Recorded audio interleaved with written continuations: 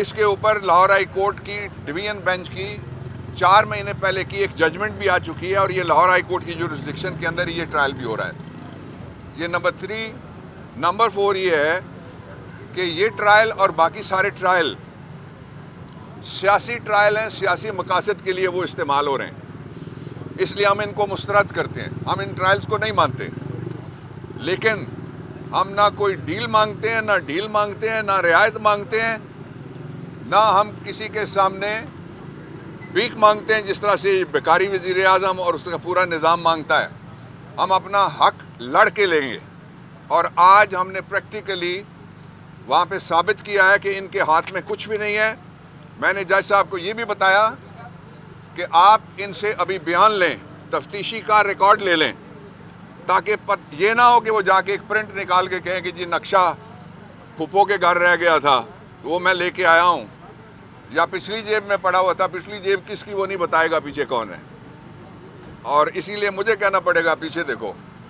تو جو آج کے حقائق ہیں, جو چالان انہوں نے 4 پیش کیے ہیں, ان چالانوں میں ایک لفظ بھی ایسا نہیں ہے جس میں عمران خان سمیت پاکستان تحریک انصاف کا کوئی عہدیدار اور کوئی ورکر اس کے خلاف دہشت گردی بنتی ہو.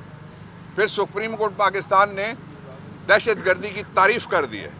خدا نہ خواستہ کسی جگہ اگر مرڈر بھی ہو جائے, ایک سے زیادہ ہو جائے, عدالت کے اندر بے شک ہو جائے, کچہری میں ہو جائے, تو وہاں دہشت گردی کے تو پرچے نہیں ہو رہے. آپ نے دیکھا کون سی ایف آئی آر اس میں دہشت گردی کہاں لگتی ہے؟ لگی جن مقدمات میں اس کو عدالت نے اڑا دیا. دہشت گردی ایک منظم ایسی واردات ہے جس کے ذریعے سے قوم کو خوف زدہ کیا جائے. یہ قوم جلسے سے خوف زدہ اس لیے نہیں ہوتی کہ جلسہ کر کے حضرت قائد اعظم نے پاکستان کی تحریک چلائی تھی.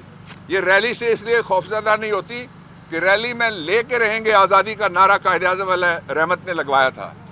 اور یہ اس لیے قوم خوفزدہ نہیں ہوتی احتجاجی مظاہرے سے کہ تاج برطانیہ کے خلاف احتجاجی مظاہرے کر کے ہم نے تحریک پاکستان کامیاب کروائی تھی. اس لیے جو سیاسی اس وقت مقدمات ہیں ہم اس کو مسترد کرتے ہیں. میں ان کی بڑی شدید مذمت کرتا ہوں. یہ پاکستان کا اربوں روپیہ انہوں نے ڈبویا ہے سیاسی مقدمات میں. اور نواز شریف کے لیے خوشخبری یہ ہے کہ وہ جتنے بھی کالے قوانین بنا رہے ہیں, جتنے بھی وہ آدھی رات کو کالی ترامیم کر رہے ہیں, ان ترامیم میں یہ اس کا ریکارڈ ہے. اس نے 1997 کا بنایا اینٹی ٹیررزم ایکٹ, خود پکڑا گیا. اس سے پہلے کراچی کے 8 لڑکے سزائے موت ہو گئے, اپیل ہی نہیں ہوئی. اور وہ اس نے بنایا تھا ملٹری ٹرائل کورٹس. اور ملٹری ٹرائل کورٹس میں اگر وہ کوئی 4-5 مہینے پہلے ختم نہ ہوتا تو نواز شریف اس میں جہاز اغوا کرنے کی سہولت کاری اور پلاننگ میں پکڑا گیا تھا. تیسرا اس نے بنایا تھا احتساب ایکٹ 97 اپنے مخالفوں کے لیے, سیاسی مخالفوں کے لیے. اس میں اس کا پورا چور ٹبر پکڑا گیا. تو اس لیے پاکستان تحریک انصاف اور پاکستان کے لوگ یہ جانتے ہیں کہ جس طرح دنیا کی سب سے بڑی اسٹیبلشمنٹ کو وی دی پیپل امریکن نے شکست دی ہے, پاکستان تحریک انصاف کے سامنے کوئی بڑا چیلنج سیاسی موجود نہیں ہے. یہ جو سازشی مقدمات ہیں ان کا خاتمہ بہت ضروری ہے. ڈاکٹر صاحب, امریکہ کے الیکشن ہوئے, آپ کے ساتھ شبلی فراز صاحب بھی کھڑے, عمر علیم صاحب بھی کھڑے, آپ کی قیادت کری ہے. کیا امریکی انتخابات کا پاکستان کی سیاست پر اثرات مرتب ہو سکتے ہیں؟ دیکھیں, پہلے دونوں اپوزیشن لیڈرز کو سن لیں پھر سوال کر لیں. دیکھیں آپ شروع کریں. دیکھیں, پہلی بات یہ ہے کہ جس طرح سے دہشت گردی کے پرچے دیے گئے ہیں پاکستان تحریک انصاف اور اس کے ہزاروں ورکرز کو, میرا نہیں خیال ہے کہ پاکستان کی تاریخ میں اتنے دیے گئے ہوں گے چالان دہشت گردی کے. بلکہ میں تو یہ کہوں گا کہ جو ٹریفک چالان ہے اس سے بھی زیادہ تعداد 780 مقدموں کی ہے. اس سے ہو رہا کیا ہے؟ اس سے ہو رہا یہ ہے کہ جو دہشت گردی کی جو ایک وہ سیریسنس ہے, یعنی اس کی جو سنجیدگی ہے اس جرم کی, اس کو کم کیا جا رہا ہے. اور دہشت گرد جس میں کہ جس طرح کہا گیا گلبھوشن یا عمر ایوب یا شبلی فراز اور ہمارے اس طرح ہزاروں, اور اس طرح ہمارے قائد عمران خان, اگر وہ دہشت گرد ہیں تو اس کا مطلب ہے کہ آپ نے دہشت گردی کو ایک عام کر دیا ہے. بالکل اس کی جو سنجیدگی ہے اس کو آپ نے ڈائلوٹ کر دیا ہے. اس پہ میرا خیال ہے کہ جو ابھی چیف جسٹس صاحب نے کل میٹنگ بھی کی ہے اور آج بھی ہماری ہوگی ان سے ملاقات جے سی پی کی میٹنگ میں، ہم یہ سمجھتے ہیں کہ جس طرح سے یہ کیا جا رہا ہے یہ بالکل جس طرح کہ بابر اعوان صاحب نے کہا کہ یہ سیاسی مقدمات ہیں، یہ بالکل ایک کھوکھلی حکومت، ایک خود ساختہ حکومت جس کے کوئی پاؤں نہیں ہے، اس کے اخلاقی جواز نہیں ہے جس کی ہونے کا، وہ ایسے قوانین رائج کر رہی ہے، وہ اس نے ایک ماحول پیدا کیے ہوئے جس سے کہ ملک سے لوگ بھاگ بھی رہے ہیں، ساری انویسٹمنٹ آپ کی جا رہی ہے، غربت بڑھ رہی ہے، اور جو ان امپلائمنٹ ہے وہ بھی، بے روزگاری بھی بڑھ رہی ہے، اور سارے لوگ، اور جس طرح سے یہ ٹیکس اکٹھے کر رہے ہیں، اب جو ٹیکس میں جو شارٹ فال آیا ہے تو ابھی ایک اور منی بجٹ یہ لانے والے ہیں، یہ منی بجٹ سے پاکستان کے عوام کی چیخیں نکل جائیں گی۔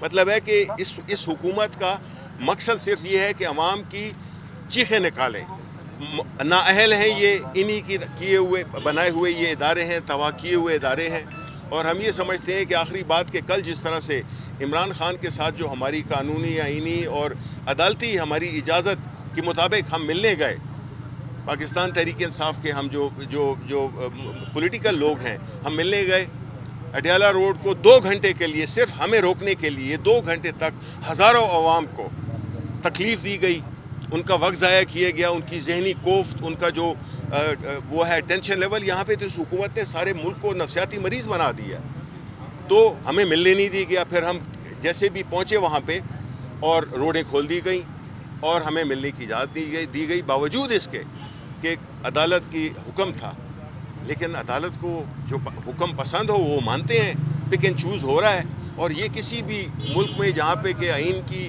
اور قانون کی برتری ہو اس میں پک اینڈ چوز نہیں ہوتا، اس میں انصاف بالکل اپنا راستہ بناتا ہے، عدالتیں اپنی فیصلوں کو امپلیمنٹ کراتی ہیں، تو یہ جو بھی ہو رہا ہے تو یہ ایک بالکل راجواڑہ سا بن گیا ہے۔ عمر علی صاحب یہ بتائیے گا کہ روزانہ آج بھی صبح کورٹ سے پہلے آپ یہاں پیش ہوئے، روزانہ کبھی لاہور کبھی گجرانوالہ، جو پاکستان تحریک انصاف کے رہنماؤں کارکنوں کے ساتھ ہو رہا ہے، کل آپ لوگ اقتدار میں آئیں گے تو یہی مشق دہرائیں گے یا آپ کا طریقہ کار مختلف ہوگا؟ بسم اللہ الرحمن الرحیم، بہت شکریہ۔ سب سے پہلے تو میں بات یہاں پہ کروں گا، میں سب سے پہلے یہاں پہ میں بات کروں گا کہ یہ رجیم جو ہے یہ ڈفرز کی رجیم ہے، نمبر 1۔ نمبر 2، یہاں پہ سب سے اہم بات یہ ہے کہ آج یہاں پہ شبلی فراز صاحب leader of the opposition senate میں، اور بحیثیت میں خود لیڈر آف دی اپوزیشن قومی اسمبلی میں، الحمدللہ ہم لوگ یہاں پہ پیش ہو رہے ہیں، اور ہم پہ دہشت گردی کے پرچے بھی ہیں، اور المیہ یہ کہ ہم لوگ دونوں جوڈیشل کمیشن کے ممبر بھی ہیں۔